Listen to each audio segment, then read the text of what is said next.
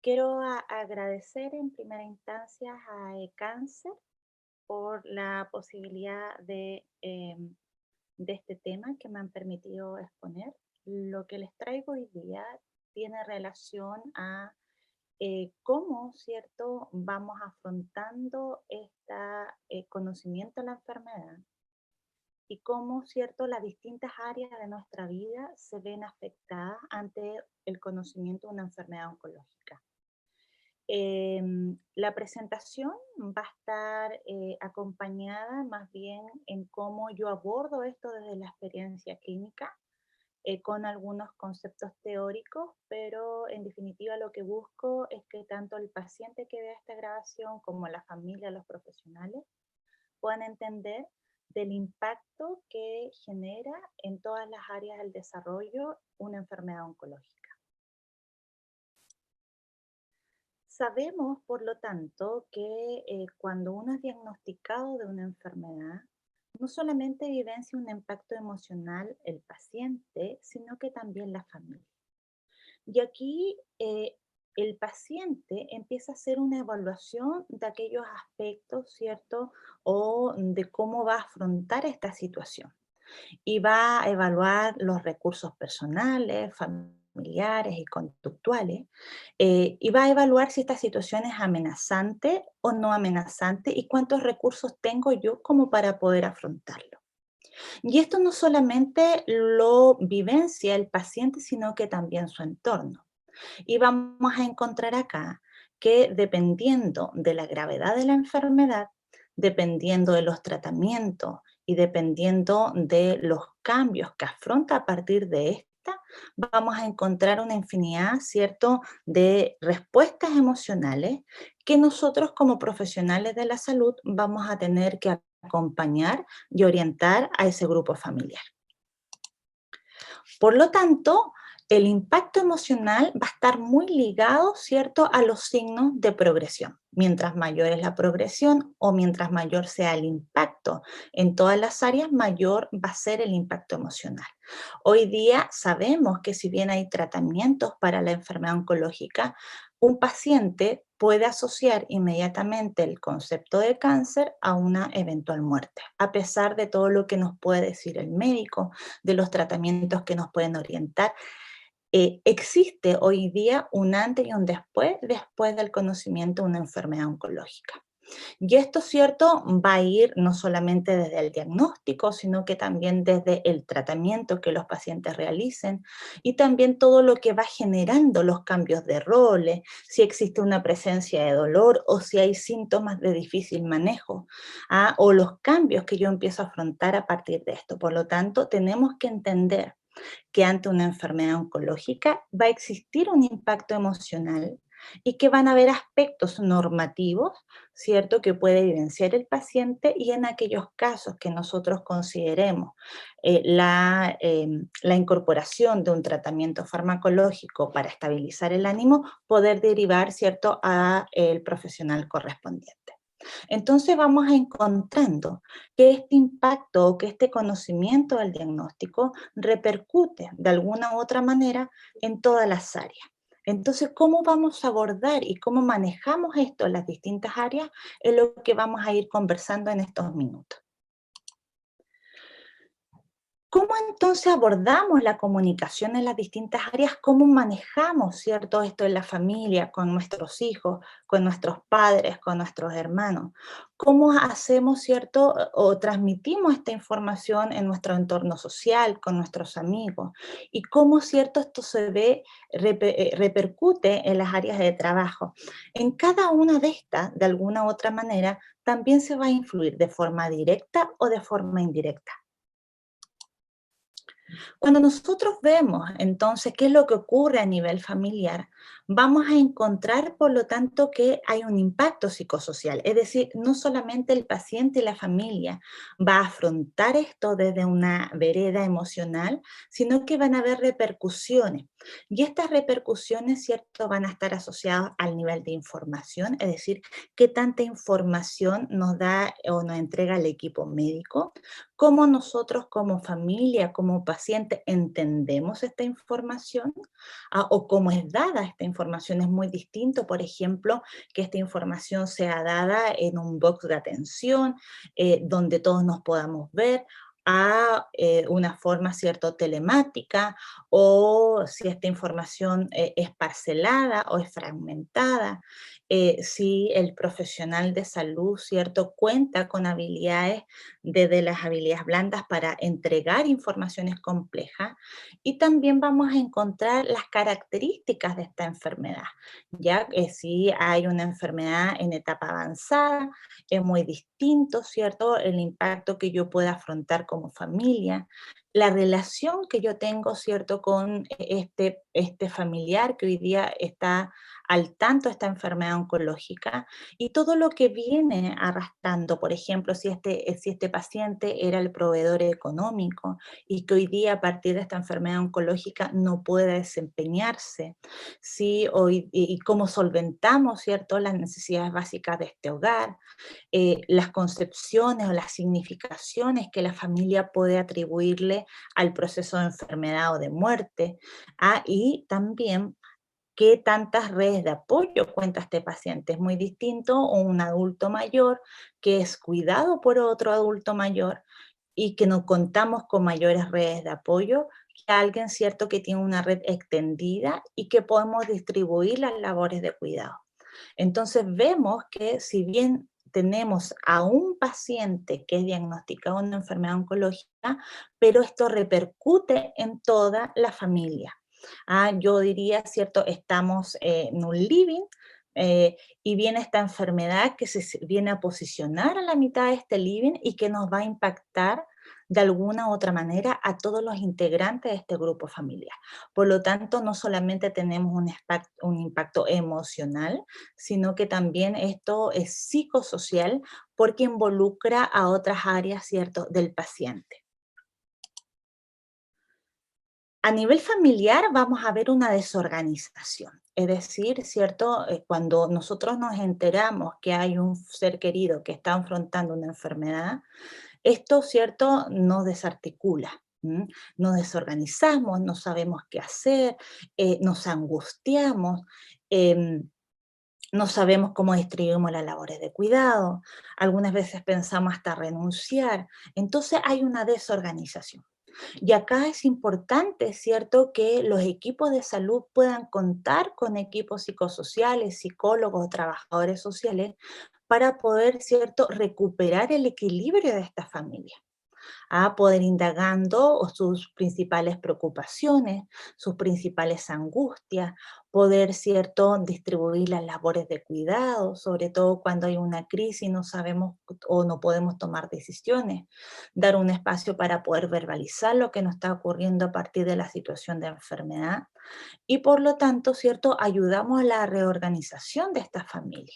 ¿Ya? Sabemos que ante el conocimiento del diagnóstico va a haber una crisis emocional y esta crisis es totalmente válida, ¿cierto? Debemos permitir que este grupo familiar pueda afrontar de mejor forma esta situación de enfermedad hoy día, ¿cierto? Y yo diría que la forma de comunicación ha ido cambiando en estos 2 últimos años asociados a la pandemia, ¿cierto? Podíamos hacer entrevistas de ingreso incorporando a toda la familia, a todo el núcleo familiar, pero hoy día, ¿cierto? Vemos reducido esto y hemos incorporado la telemedicina como una instancia de encuentro con el paciente. Entonces vamos viendo cómo nosotros, a partir de toda esta utilización de la tecnología, también podemos ayudar a la recuperación, ¿cierto?, el equilibrio de este entorno familiar. Pero también dentro de estas familias podemos encontrar hijos, podemos encontrar nietos que también van a querer, ¿cierto?, saber qué es lo que le está ocurriendo a ese ser que ellos aman. Y a partir de eso, nosotros también debemos incorporarlo ante esta situación de enfermedad, hacerlos parte. Y este hacerlos parte es, ¿cierto? Uno busca no ocultarle la información, poder, ¿cierto?, manejar esta información de la mejor forma posible para que ellos, ¿cierto?, puedan ser parte y también puedan sentirse de que los involucramos a esta situación. ¿Qué le ocurre tanto a esta madre, a este padre, a esta tía o a este cierto abuelito que ha sido parte importante de su crianza? Vamos a encontrar desde esta manera, ¿cierto?, manifestaciones emocionales en los hijos. Algunas veces nosotros los adultos estamos tan centrados en aquellos aspectos, ¿cierto?, del tratamiento, de, el manejo y el control de los síntomas de nuestro ser querido, y nos olvidamos de este hijo adolescente, de este hijo pequeño que también requiere nuestra atención y que hoy día solamente maneja parte de esa información. Y ahí nosotros debemos estar alerta, ¿cierto?, de los cambios de conducta, si hay conductas regresivas, si hay temores o miedos a la separación, si se aleja de ese ser querido que hoy día está enfermo, si dentro del ambiente, ¿cierto?, escolar vemos que hay una dificultad en el aprendizaje o dificultad de atención o cambios de conducta importante. Y también alteración en la socialización. Este es un tema súper importante porque hemos estado viviendo a lo largo de estos 2 últimos años no solamente un aislamiento social, sino que nuestra casa pasó a ser casa de trabajo, casa de estudio y casa de familia. Entonces vemos a niños que hoy día están desde una vereda telemática haciendo clases, ven a su ser querido que está enfermo y son capaces de percibir todos los cambios que vienen a partir de la enfermedad. Y también podemos encontrar conductas de riesgo, culpabilidades, enojo y miedo. Por lo tanto, cuando un paciente es diagnosticado una enfermedad oncológica, debemos considerar también a los hijos de ese paciente, a los nietos de ese paciente, para poder, ¿cierto?, dimensionar y ver cómo ellos están viviendo el conocimiento de esta enfermedad. Y para ello, ¿cierto?, podemos recomendar, ¿ya? Siempre yo sugiero que los niños deben ser parte de este proceso de enfermedad, los nietos deben ser parte, pero también debemos, ¿cierto?, ser muy cuidadosos en lo que ellos quieran saber y cómo lo quieran saber. Y para eso, ¿cierto? Debemos orientar a ese padre, a ese abuelito, a ese tío, para, ¿cierto?, poder informar de lo que está ocurriendo en la casa, considerando un espacio tranquilo, ¿cierto? Un espacio libre de interrupciones y también, ¿cierto?, ser capaces de poder informar considerando el nivel cognitivo, ¿cierto?, de ese niño, como también del estado emocional de ese niño y lo que quiera saber. Cuando yo trabajo con familias, por ejemplo, yo hago partícipe a los hijos, les pregunto si es que ellos saben qué es lo que tienen los papás, qué es lo que les gustaría saber y cómo les gustaría que esa información sea dada. Si quieren que esta información sea dada en su totalidad o que fuera dada de forma fragmentada. Además, le pregunto si hay algo que no estarían preparados de poder escuchar. Y ellos nos dan los lineamientos, por lo tanto, qué es lo que quieren saber, cómo lo quieren saber y hasta qué punto lo quieren saber. Y ahí vamos, ¿cierto?, haciéndolos parte. Pero también hay un paciente, hay una familia, ¿cierto?, que vivencia reacciones emocionales que son propias, que son normales. ¿M? Y acá también debemos estar muy pendientes, y esto es importante dentro de la entrevista de ingreso, poder indagar si es que ese paciente que hoy día está diagnosticado una enfermedad oncológica sabe o ha vivido anteriormente algún trastorno de salud mental, para poder mantener, ¿cierto?, los tratamientos farmacológicos y así evitar alguna situación de crisis. Pero dentro de las reacciones que son normales durante el diagnóstico, durante los tratamientos, podemos encontrar esta línea que ustedes ven acá. Podemos ver, ¿cierto?, que puede haber un estado de incredulidad, de shock, podemos encontrar, ¿cierto?, una montaña rusa de emociones, es decir, podemos encontrar un paciente que está tranquilo, posteriormente van a haber cuadros de angustia, ¿cierto?, de ansiedad, de pérdida del sueño, de irritabilidad, alteraciones del sueño, obviamente, ¿cierto?, cuando uno recién sabe esta información, no podemos dormir, tenemos dificultades, todas nuestras preocupaciones vienen en la noche, y viene el insomnio como un medio, ¿cierto?, donde uno tiene este espacio para poder pensar todo lo que podría venir. Y también tenemos dificultades de atención. ¿Ah? Toda nuestra energía, ¿cierto? Toda nuestra fuerza está centrada en el tratamiento. Y por supuesto vienen estos miedos. Miedos no solamente a lo que viene, sino miedo, por ejemplo, si yo estoy en un control de seguimiento, miedo a cada vez que tengo un control médico, al temor de la residual de la enfermedad, el temor de que este tratamiento no sea efectivo y por lo tanto no mi enfermedad avance, miedo a quedar sola si es mi esposo el que está enfermo, miedo, ¿cierto?, a dejar a mis hijos si es que yo soy una mamá. Entonces vamos viendo de que esto no es lineal, sino que las reacciones emocionales que afronto yo como paciente, que puede afrontar, ¿cierto?, la familia y que puede presentar el entorno social, va a ser muy distinto y va a depender de cada uno de nosotros. Pero, ¿qué ocurre a nivel laboral? ¿Ya? Y esto va a depender mucho de lo que quiera trabajar el paciente. ¿Ya? Esto va a depender también de cómo era la relación que yo tenía con este equipo de trabajo, o cuánto tiempo yo llevaba trabajando en esta institución. Y acá uno también lo plantea, porque en algún momento el paciente puede reinsertarse a su ambiente laboral, pero también hay algunos que han llevado toda su vida y que hoy día están afrontando una enfermedad oncológica y no saben cómo abordar, cómo conversar con este compañero, cómo, hasta qué punto yo informo a mi lugar de trabajo. Yo siempre aconsejo de que así como nosotros informamos a la familia, a los hijos, también es importante hacer parte de nuestro ambiente laboral. Ahora uno tiene que ser muy cuidadoso. ¿Hasta qué punto, cierto? ¿Hasta qué punto yo informo o hasta qué punto, cierto? No em, invalido, o cierto, a este profesional que hoy día se quiere incorporar. Pero sin embargo, la reinserción laboral es importante, ¿ya? Y es importante para esa persona que hoy día ya está libre de enfermedad y que quiere reincorporarse. Primero, porque sirve para normalizar la vida, ¿ya? Yo diría que podemos estar durante un año o durante 2 años haciéndonos tratamientos oncológicos y llega el momento donde el médico dice, ya estamos ok y puede reincorporarse.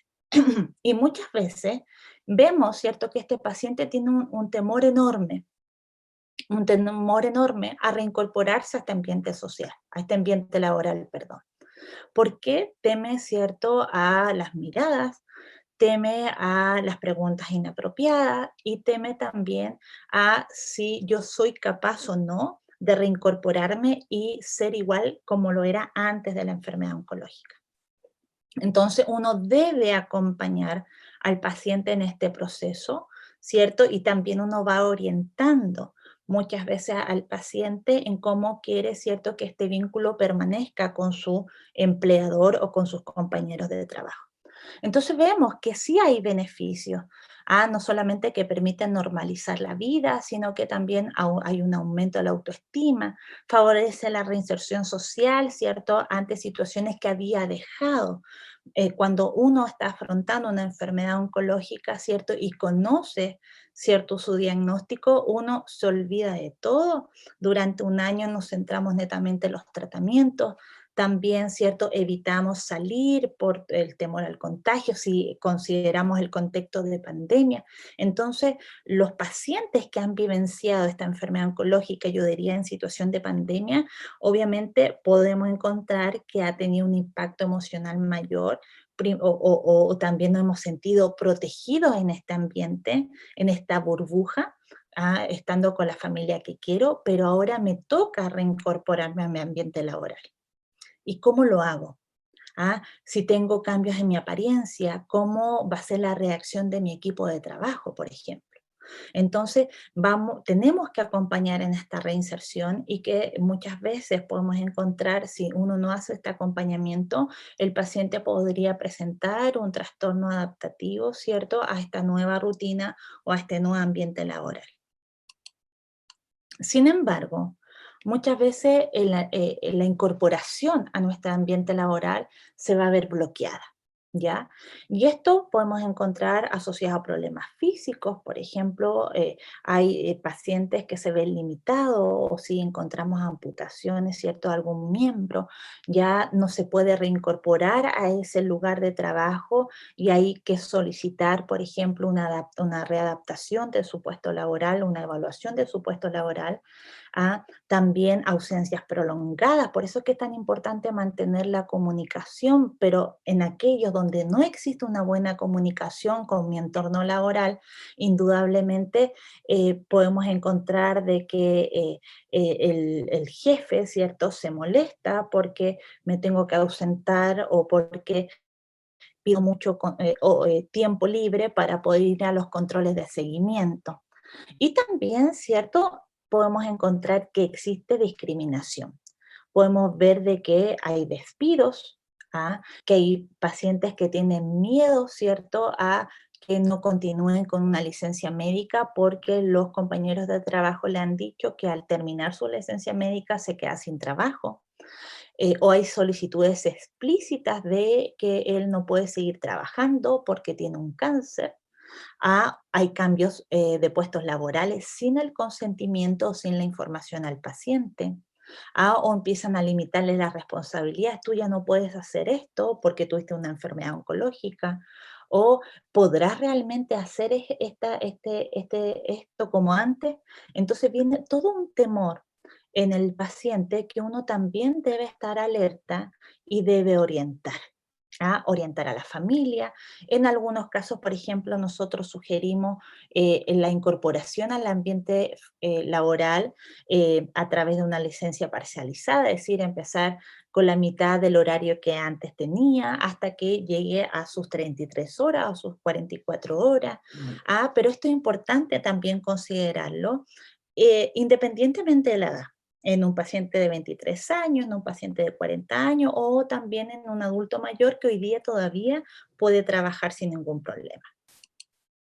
Y a esto también le sumamos, ¿cierto?, las actitudes hostiles o poco colaboradoras del entorno, ¿cierto?, laboral que pueden existir, o que me cueste, ¿cierto?, la reincorporación, sabiendo, por ejemplo, que algunas veces los entornos laborales no están adecuados para personas con sillas, ¿cierto?, o con dificultades en la movilidad o movilidad reducida. Y también, ¿cierto? Hay comportamientos de rechazo netamente. Hay entornos, ¿cierto? Bastante hostiles previo a mi enfermedad oncológica, es decir, mi entorno laboral ya era hostil. Y con esto, ¿cierto? Obviamente puede ser mucho más hostil todavía. Y esto es interesante porque muchas veces nos centramos netamente en el diagnóstico y en el tratamiento y nos olvidamos, ¿cierto?, de cómo este paciente está manejando el manejo de la información, cómo está manejando su diagnóstico en sus ambientes laborales. Y esto muchas veces puede generar más angustia y estrés en el paciente que la propia enfermedad. ¿Sabe qué, señorita? Hoy yo me siento tranquilo ante mi diagnóstico, pero tengo un temor enorme a cómo voy a afrontarme a mi ambiente laboral. Entonces, ahí es importante ampliar nuestros medios de intervención y poder trabajar netamente en la reincorporación y la reinserción laboral y social de nuestros pacientes posterior a un tratamiento oncológico. Entonces, ¿cuáles son las reacciones emocionales que podría presentar el paciente ante el conocimiento, el diagnóstico y cómo esto yo lo manejo en mi ambiente laboral? ¿Ya? Existe temor, ¿cierto?, a no rendir como antes yo lo hacía. Tengo mucho miedo a las preguntas que me pueden hacer mi entorno laboral y que a veces son morbosas, más que estar preocupado, es decir, ¿qué tienes? ¿Cómo, y qué te va a pasar? ¿Ya? Y ahí uno también tiene que filtrar o orientar en cuanto al tema de las llamadas telefónicas. Yo algunas veces sugiero, ¿cierto?, que el ambiente laboral envíe más mensajes de WhatsApp que estar llamando constantemente y también estando preguntando constantemente qué es lo que tiene. Ya al principio el paciente muchas veces se ve que tiene que estar informando a todos los que le llamen lo que tiene y eso muchas veces tiene mayor angustia que asignarle a alguien, de confianza, ¿cierto? Donde yo le digo, mira, a ti te voy a contar lo que tengo y que tú seas el canal entre mi enfermedad y mi ambiente laboral, por ejemplo, ¿ya? O a ese compañero de confianza que yo tengo en mi trabajo, contarle y que él sea el encargado de informarle al resto de mis compañeros qué es lo que tengo. Y esto, ¿cierto?, va generando estados de ansiedad y de angustia ante las demandas del entorno, ¿ya? Y algunas veces uno se siente hastiado, sobrepasado con todo esto. Y por otra parte, uno como compañero de trabajo no sabe cómo abordar tampoco esto, no sabe qué preguntar, no sabe si va a molestar una llamada telefónica. Yo siempre digo que ustedes, si es que son los compañeros de trabajo, por ejemplo, manden un mensaje de texto. Uno lo necesita, ¿ya? Uno necesita saber, tal vez no que les pregunten, ¿cierto?, qué es lo que tienen o andar más en la información del diagnóstico, sino decir, ¿sabes qué, compañero? Yo estoy aquí, para lo que tú necesites, estoy aquí y te recordamos, ¿cierto? Y estamos aquí para ayudarte, ¿ya? Siempre el mensaje va a ser bueno, ¿ya? Pero algunas veces ese paciente no va a estar preparado para, por ejemplo, contestarle todas las llamadas telefónicas. Y también otro que podemos encontrar son las dificultades de la adaptación. Pero estas dificultades de adaptación se van a dar siempre y cuando este ambiente sea hostil y no dé espacio a este paciente para reincorporarse a sus funciones.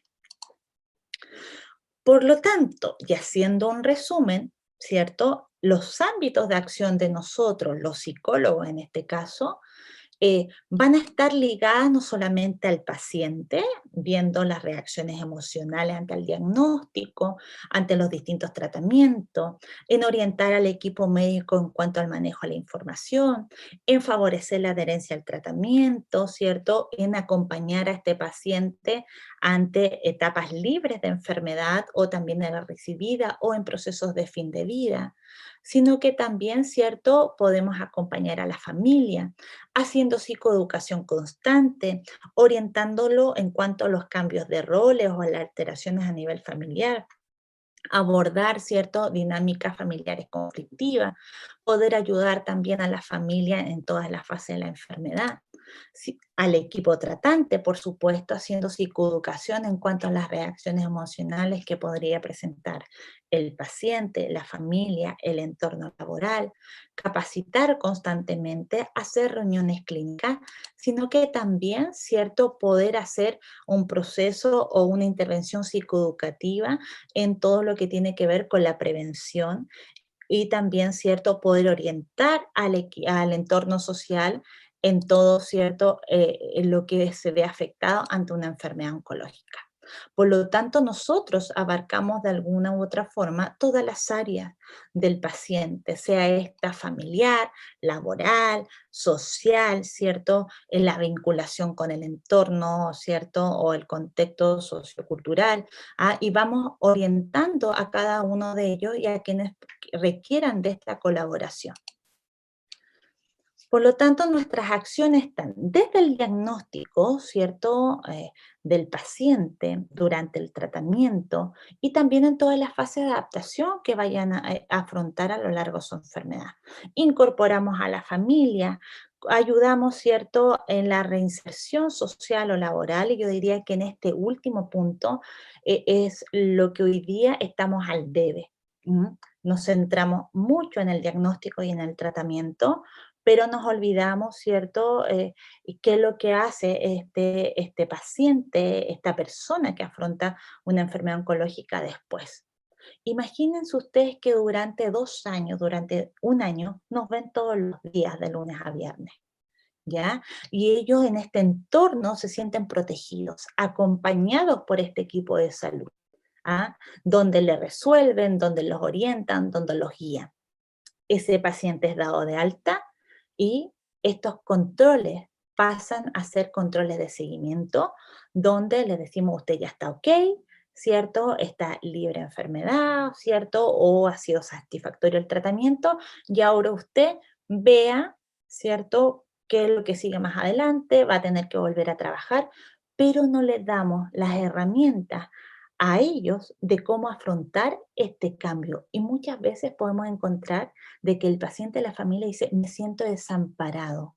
Y uno dice, pero ¿por qué se siente desamparado? Y uno dice, porque antes ustedes estaban aquí y yo realmente hoy día tengo un miedo terrible de cómo afrontar, ¿cierto?, mi reincorporación a todo mi entorno. No sé cómo voy a lidiar el tener que volver a trabajo, en cómo tener que conversar. Mi apariencia ha cambiado de la enfermedad oncológica, nadie me ha visto desde que yo inicié el tratamiento. ¿Cómo le informo? ¿Qué hago, cierto? Ante estas preguntas inapropiadas. Entonces es importante hacer cierto trabajo en la reinserción. ¿M? Y obviamente los talleres, cierto, que son permanentes.